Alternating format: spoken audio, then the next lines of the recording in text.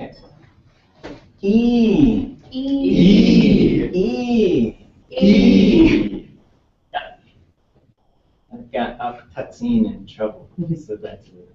There's certain things that when we're learning these interjections, don't say that to your food, right? There's certain things as well that shakas, sort of like you don't say "day away" to your grandma, right? It's not exactly shakas. It's just bad form, right? So you can have bad manners in Tlingit, absolutely. Instead of saying yucky, you can just say like I don't like this. Or is that inappropriate too? Well, you want to be real careful with food. Yeah. So the general rule is you just want to try it. Mm-hmm. And again, it depends on the context. So if you go to visit somebody at their house, you just eat it. Mm-hmm. Yeah. If you know people really well, if you ordered something you don't particularly like it, you could say, it's not good to me, right? So there's ways to just sort of to deal with that. But when you're using the language, talking about food, you always want to be real careful. You're never making fun of it, especially if it's like traditional food, because there's stories about people making fun of food and then it just goes away. And then there's other things like that. And then if you go to Ku'ik or some cultural function, when they offer you food, you just take it. And even if you just bring it home, whatever you do with it at home, whatever, but you should take it, you should try a little bit, or you should at least just take it and say, I'll just bring it home, eat it later. Because if you go to Ku'ik, they're going to bring like 4 or 5 meals sometimes. And sometimes there's like really awesome food that comes out at 7 in the morning or whatever, and you've been eating all day. We just take Dasa? Okay. Is there a way you could say like, or I don't know, if you like tried it and you're like, you don't really like, I don't know, like you kind of don't, like you don't enjoy it as. Right. Is there a way you could, like in a kind like? There's a verb which means like I'm not accustomed to it. I'm not accustomed to that taste. You would probably say something like that, which would be sort of a way around it. It would be sort of like saying, "Well, I've never had that before," and sort of the tone conveys that maybe you're having a hard time with it. Like for me, if it was a mayonnaise sandwich or something, I'd find a way to communicate that. Like, what do you say if you like had some but you're like I'm good and then I don't know. Is there something you'd say? Well, like so if you tried some and then they said, do you want more? And you might say, you could use something like that. It's okay, sort of like that. And you could say kike, but it's cheesh. No, thank you. You want kike? Well, one thing that happened to me in cake was when we were working on the totem for Norman, Mike, and the brothers were kind of the caretaker, just watching everybody. And Mike looks at me so seriously, and he hands me a bottle of water, like offering me a bottle of water. And I kind of looked at him, and I was like, I have a bottle of water right here, but I'm not going to say no. And so he hands me the bottle of water, and I thank him. I could tell he was like turned around, and he was just like, I like this guy. And then I read later that it's rude to not accept water or something. Yeah, well, just any kind of food or water as like an offering. It's sort of culturally, I think, it's sort of like I want to share this with you. Yeah. And then if you go to visit somebody too, it's sort of instinctual to offer them something, and then it's actually the right thing to do is to take whatever. Because then sometimes with my grandma it would be like, you want some food? No. You want some coffee? No. You want some water? No. Well, I hope you starve. Right? So she by the third time she rejected everything. Now she's mad. And maybe she wouldn't say anything. But I'm like, my grandma mad. Yeah. So but a lot of people don't know that, and so. And it's interesting. I had a friend. He went to when he was young. He went to Iran, and his dad was working there for General Motors. And a lot of people just assumed they were really rich, and they probably were compared to the people there. So one of his dad's employees invite them over for dinner. And so he eats everything on his plate. And so they bring him more, and he eats that. And they bring him more, and he eats that. And he says by like the fifth plate of food, he's thinking, I'm literally going to eat myself to death. And they're thinking, this kid is going to eat all of the food for next week. Because there you would leave some food, and that signals to your host that I'm done. Mm-hmm. And so but for him, you learn to eat everything on your plate, and that shows that was yummy, right? And so it was just this weird cross-cultural type of thing. And those types of things happen here as well. But generally, if somebody offers you something, you take it. Okay. Hui. Hui. Hui. Hui. Hui. Hui. Hui. Hui. Tired, right? This is what you say after you've been studying your Tlingit for your extra 2 hours every night after this class. Hui, I will allow myself now to rest.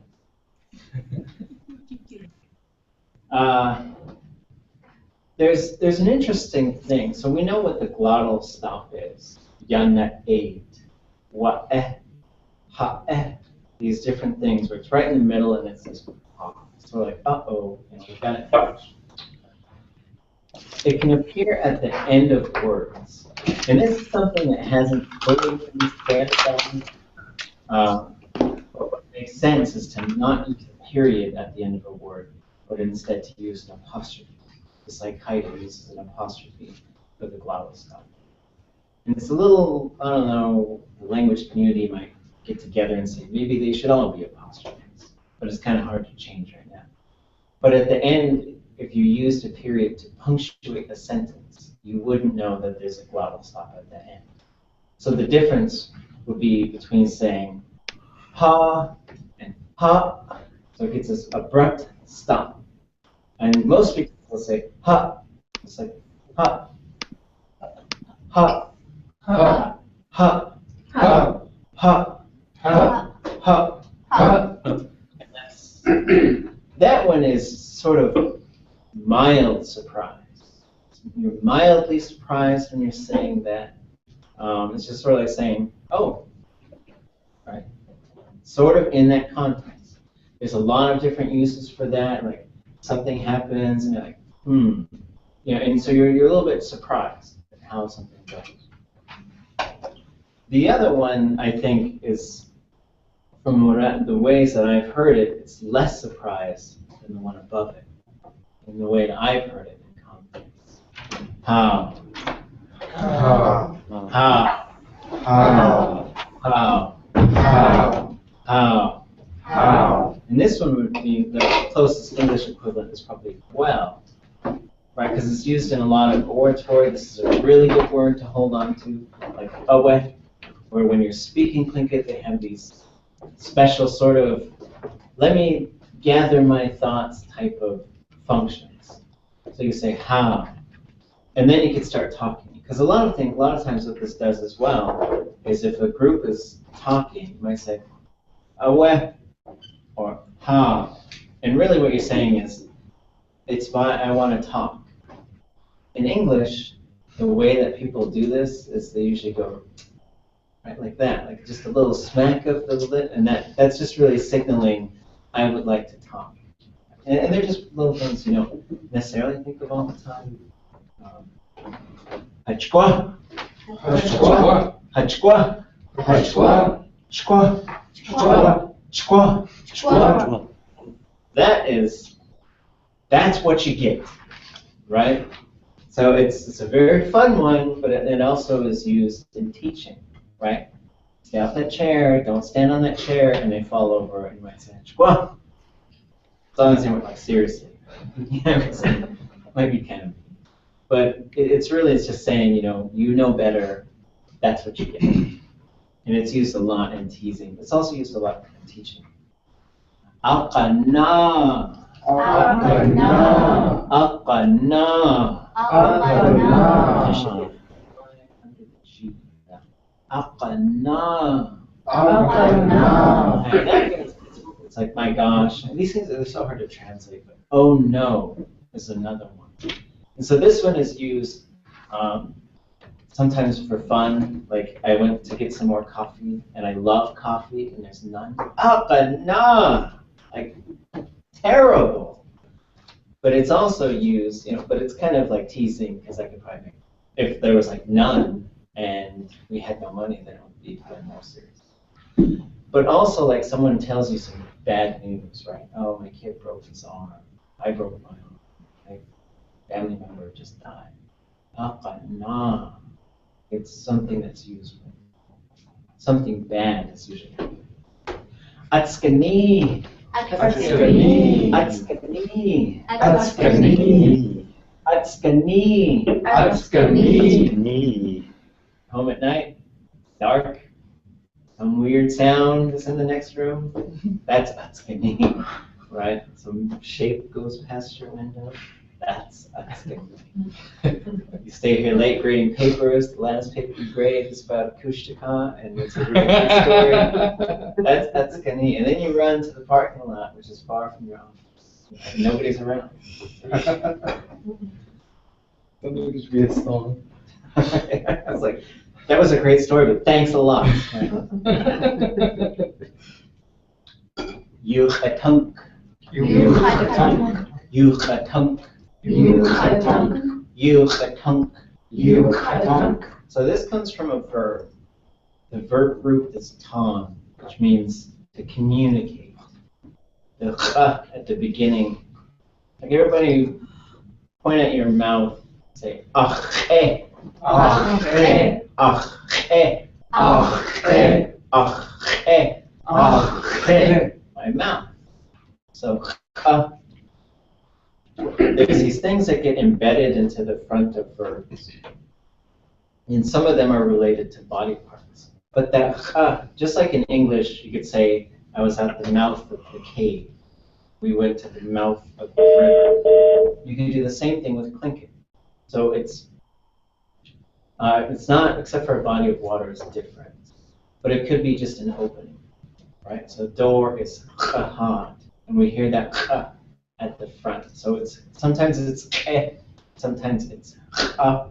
There's a closely related one, which is ka.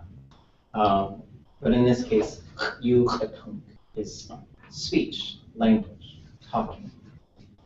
And then there's a possessed form, where this possessive suffix gets added to the end. Tlingit yuchatungi. Tlingit yuchatungi. Tlingit yuchatungi. Tlingit yuchatungi. Dekina yuchatungi. Dekina yuchatungi. Dekina yuchatungi. Dekina yuchatungi. As doing tanik das away. Dekina. Dekakina. Haida. How does that work? Oh, breaking down the word. Break it down. I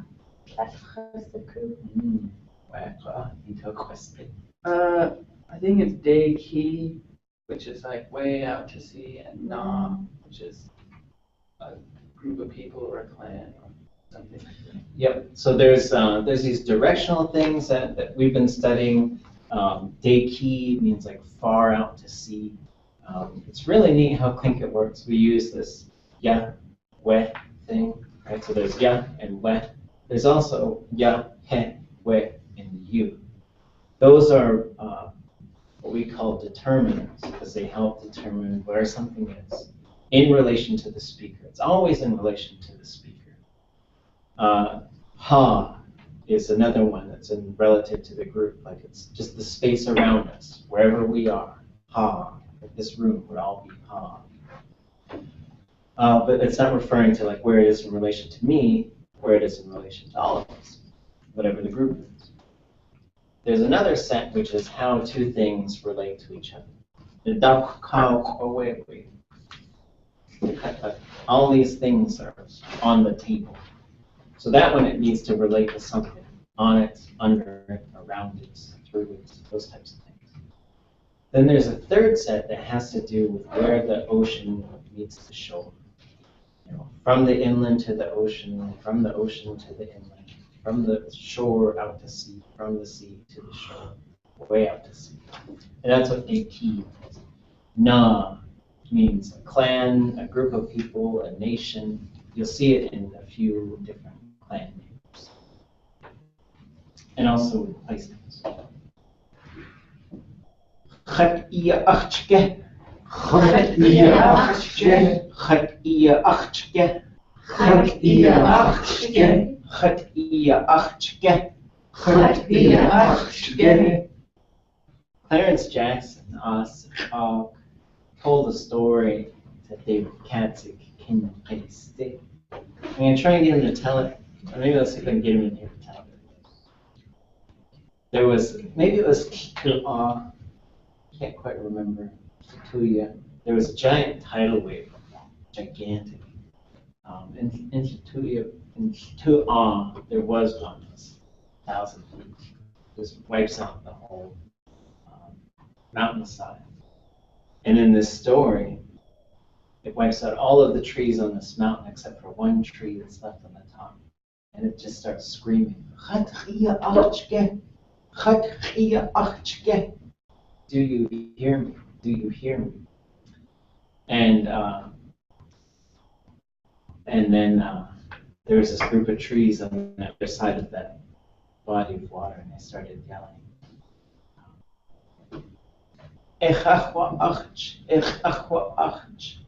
We hear you, we understand you. It was just a really amazing moment in the story to think about how that works. So khat iya akhch is do you hear me? There's a couple of things going on here. We see the get at the end, which is showing us the yes or no question. Khat is the me part as the object. I is the you part as the subject. Ach is the verb root, which means to hear. And then there's a ch thing to mean repeatedly, right? Because it's like when you're talking to somebody and you say, do you hear me? It's not, did you hear me that one time? It's like, can you hear me? Are you listening? Type of thing.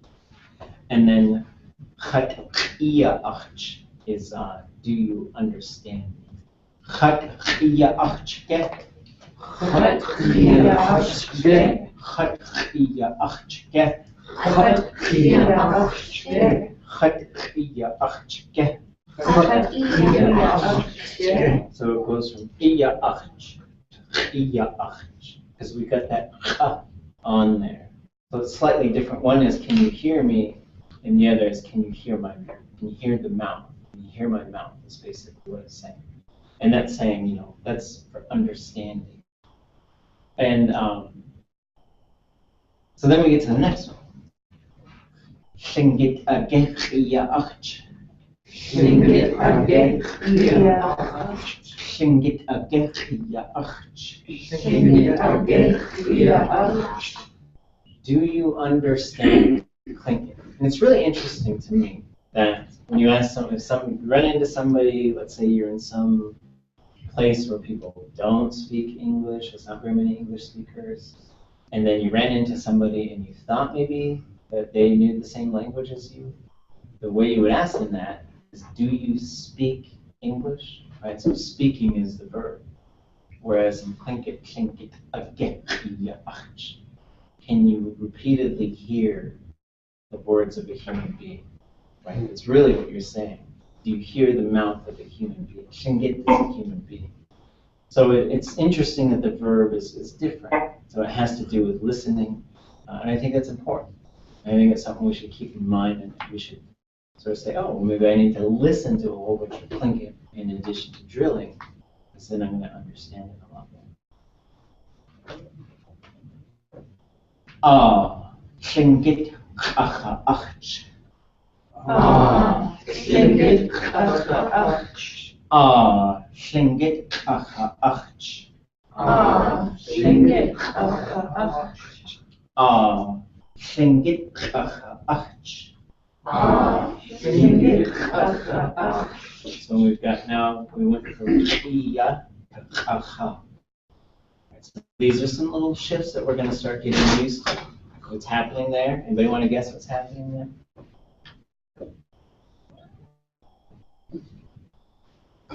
We go from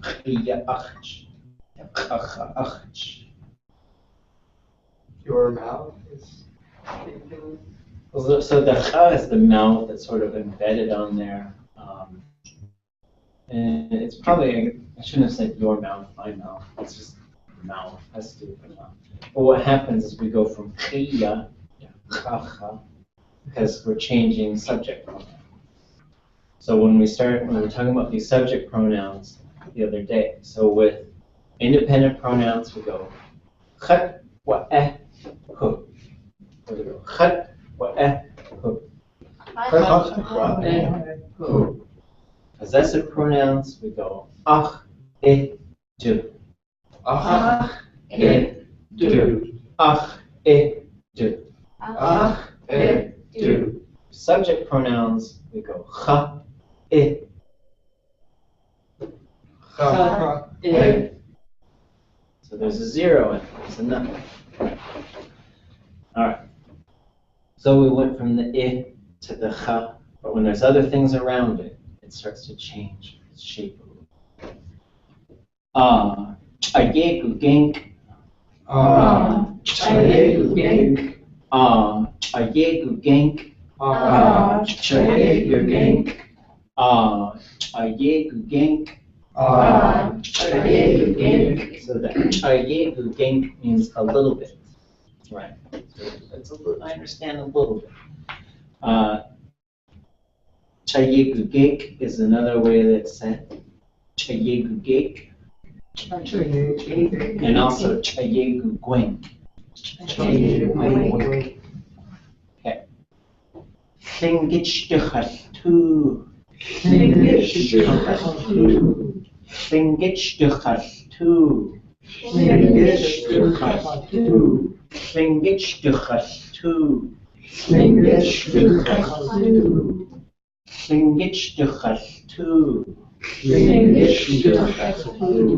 So that's, I am learning Tlingit. So Tlingit is, it can mean human being, it can also mean Tlingit, as in a Tlingit person or Tlingit culture or Tlingit language. Shtu would mean to the inside of oneself. Khashtu is to study or to read. Tlingit I am teaching myself. Right? And so it's interesting as well because the person in this phrase, the me in this, is both kind of the subject and the object. So it tells you stuff about how Tlingit looks at learning things. Like, people do teach you things, but it's up to you to learn it, right? We could sit in here for 8 hours feeling Tlingit, but if you just tuned out, or if when you left you didn't do anything with it, then you're not doing the work to put it inside yourselves. The grammar reveals how the language thinks about itself and the world. Wasatu wasak yata. Wasatu wasak yata. Wasatu wasak yata. Wasatu wasak yata. So you would be pointing at something like really close to you or holding it. And then if it was over there, how do you think you would say that? Wasatu wasak. Yes. Yeah, dude. Wait. So yata, wait. The way that these are functioning. So we saw yat, which is like this right here. Wet is that. Ayat is sort of like this is. Away would be like that is. Yadu, it's here it is. Waitu, there it is. Yata, this one. Wait, that one. Right. And I've seen speakers who use this to refer to people, and it's not rude. It's not like you're saying that thing. Right? It's not what you're saying. You're just saying that one. Right? The one. And Tlingit, those 2 A's at the end, yata are the same, like two A's with C in hita, kuhita, kasha. These things, these two A's that we can sort of just keep an eye out just to see how they go. All right, so everybody Okay. you kick it. Now follow these wires. Yeah. All right. So here in front of us, for those of you on the phone or online who can't see, we have shark, chisel,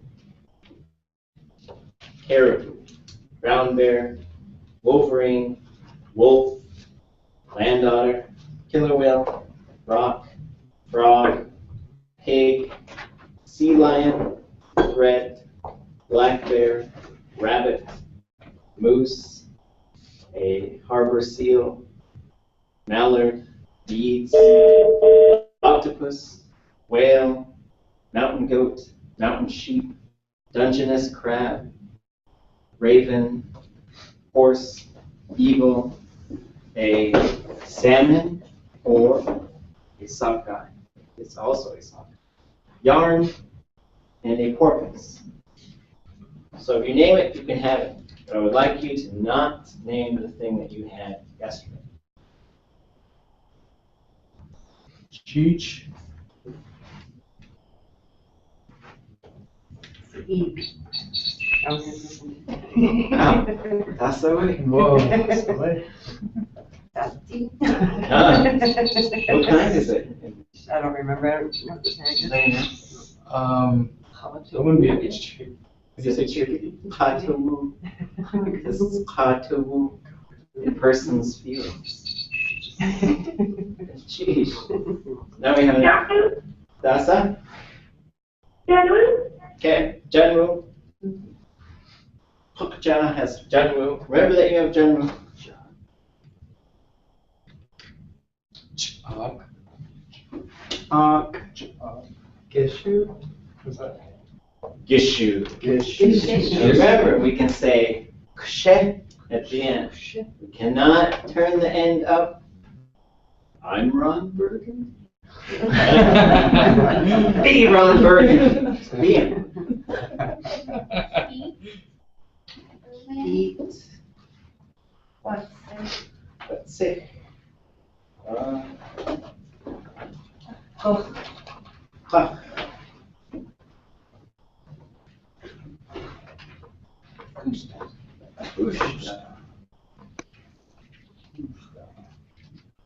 And anyone else on the phone? Or on the saw? Yeah. Okay, is that everybody? Okay, so I'm going to take appropriately hot or hot, whatever. Okay, so there's a couple things I would like to happen. We've got some online folks. We're going to do our best. Let's see. Those of you online, let's see, right now we have Hupja, Yetujpa, Achte, Shkuyek, and Tante. So we have 5 online right now. And we have we have 8 in the room. I would like us to work in pairs. And by next Thursday, I would like you guys to create a little short performance piece using any of the phrases from the first 2 chapters. If you want to find more, you can, but you don't have to make them yourself. You just grab some of those phrases. There's a bunch of them in those first 2 chapters of Tlingit Einachsa. As far as the easiest way to do this is probably go to well, let's get you guys up. How are we going to split up the room? What if we went 2, 2, 2, 2? Make sense? Boom! Just happened. Okay.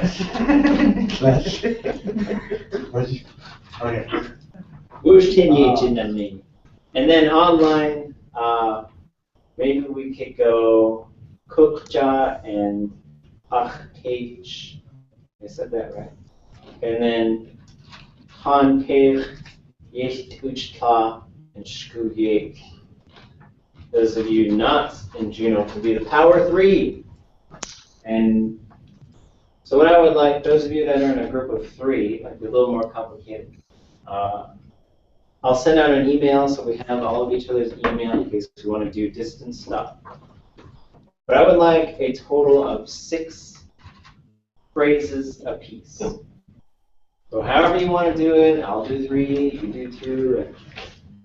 And there should be some sort of, not just randomly thrown together, read like a Tlingit robot type of thing. And you don't have to like, I tried to like have like the emotion contest and like students were on their knees and lamenting, and maybe that's a little too far. But I should feel, there should be some emotion. We're using language to convey feelings, thoughts. Okay. So we're going to do that by Thursday. A little short performance piece, just for fun.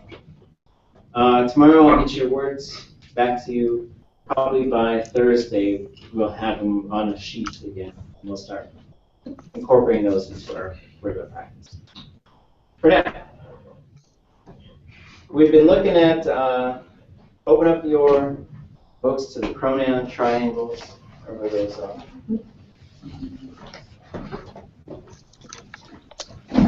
I think those are page, 47. 47. Neither is 7.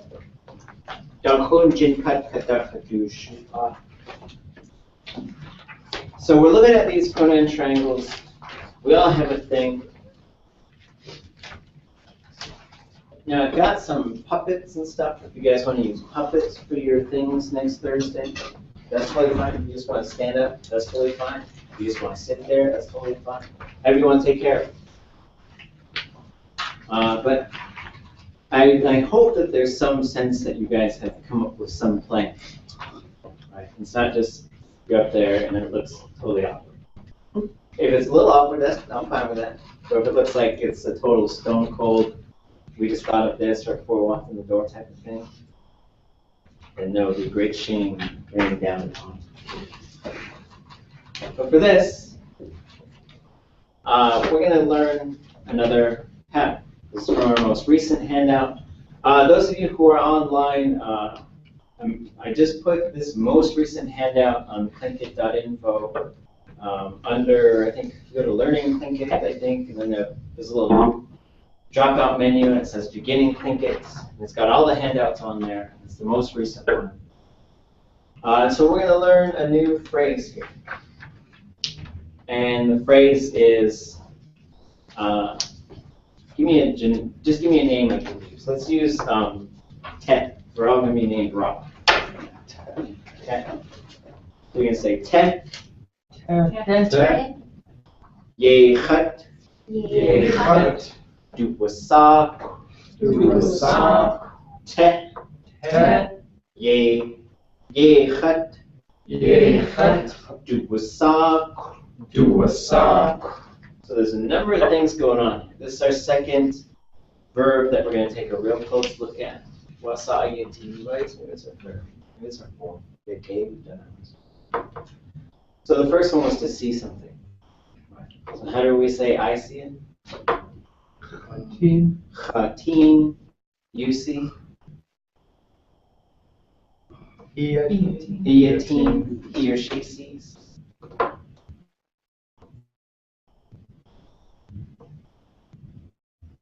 Yatin. Yachish. Okay. So, now we've got that. We've got object pronouns, then subject pronouns, then verb. That's how these things go. Object, subject, verb. And this is our first example. So when we say te, that's the sort of the name. So we're sort of saying what the name means, te. So you can substitute your names in for this phrase. Ye is just part of the verb. It means thus. Chat is me. And what kind of pronoun is this?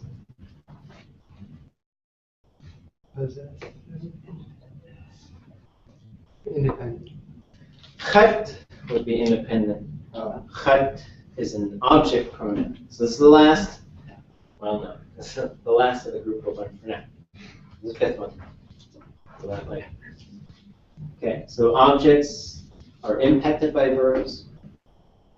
So starting over, we go, are you going to throw in the middle? Please. Got it? Khat wa eh hu. Khat wa eh hu. Ach e du. Ach e du. Khat e. Khat e. Khat e. Khat e. Okay, so there's a couple things going on. One is we're going from khat to khat. The other thing is there's no hyphen because it's not really connected to the verb. It usually appears right before the verb as a separate one. If there is a hyphen, then it's connected to the verb.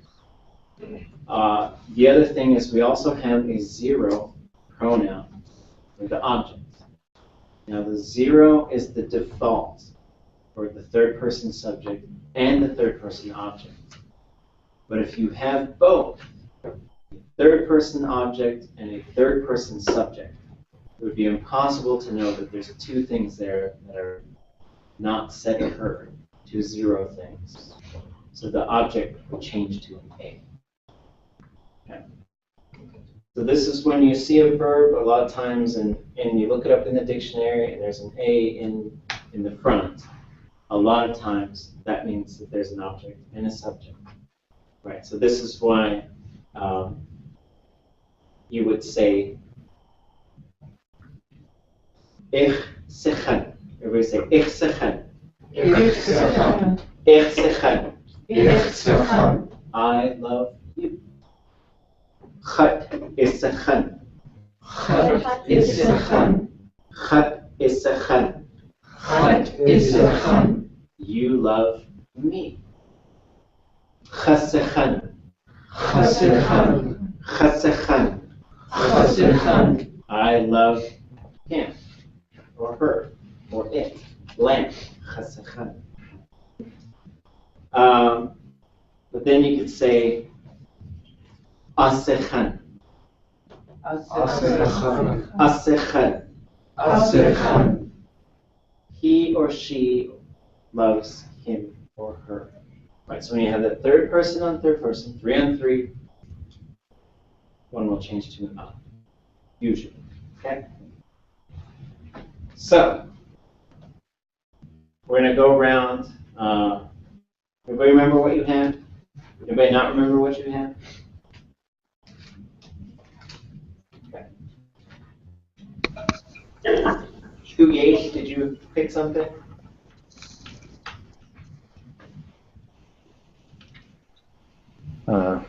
Goat. Okay, sheesh. Okay, so for now, when we come back tomorrow, we'll put these things out. Remember what you've had and just grab it. And if you don't remember, just grab something else.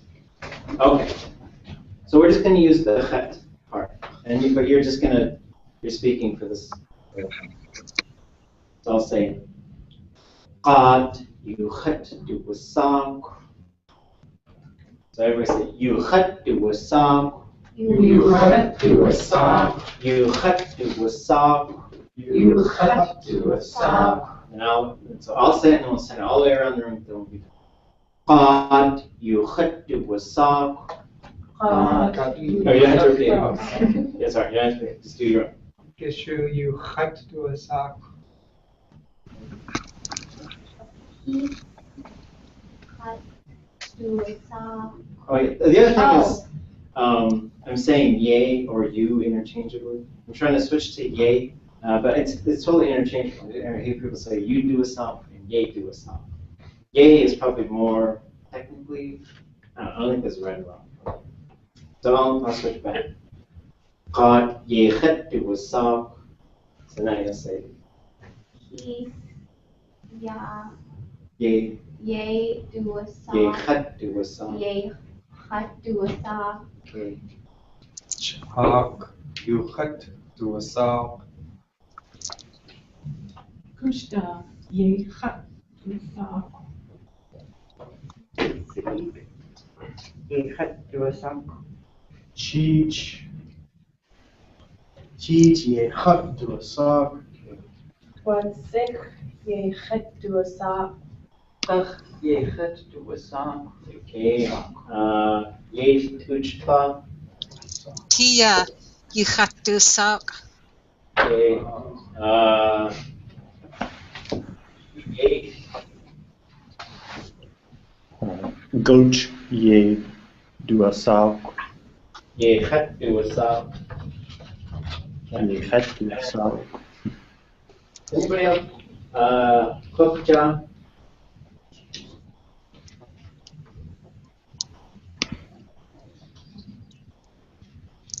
And that was that. That's you. Okay.